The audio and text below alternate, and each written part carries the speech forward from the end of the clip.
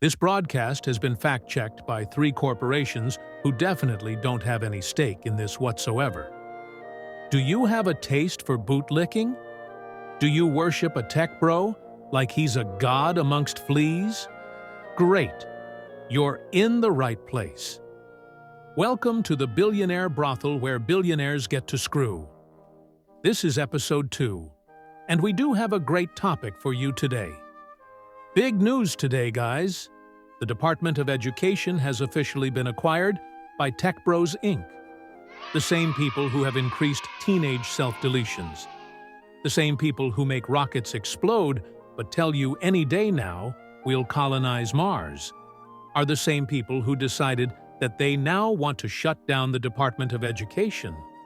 You know, education was just too inefficient, with all those teachers wanting living wages and funding for special needs children. And in other news, the oligarchs have suspended the CFPB. This is great news for people who think consumer protection is just too protective. Our billionaire oligarchs have decided that the Department of Education and the Consumer Financial Protection Bureau are just getting in the way of their God-given right to exploit people more efficiently. The defenders of these policies say the free market will regulate itself.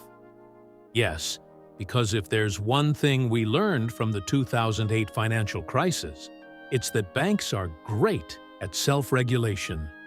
The Department of Education manages $1.6 trillion in student loans. But billionaires are asking, why should a government agency handle student debt when private companies could be making so much more money mishandling it? Let's do some billionaire math here.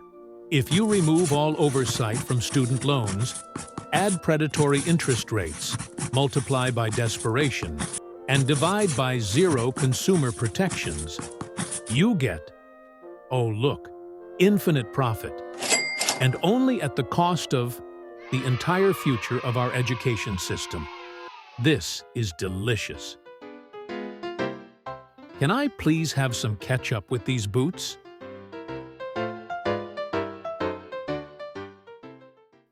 One billionaire off the record told us the CFPB is basically communist. Why should consumers be protected? When billionaires start out, nobody protects them from making their first $1 billion. That's a great point. Any fines against banking malfeasance and fraud could be money that could have gone to an investment in space tourism. Now, I know the soy boys will say there's a conflict of interest, as usual. Just because the same people who want to dismantle these agencies also happen to own companies that these agencies regulate. But it's not true. It's just a coincidence. I know it looks like letting a fox guard the henhouse, except the fox also owns the henhouse and the land around the henhouse and is charging the hens a subscription fee to breathe, all the while not providing any eggs.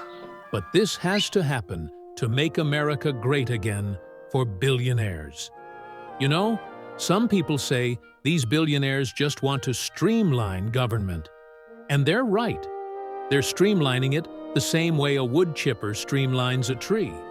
Sure, what comes out the other end is technically more efficient.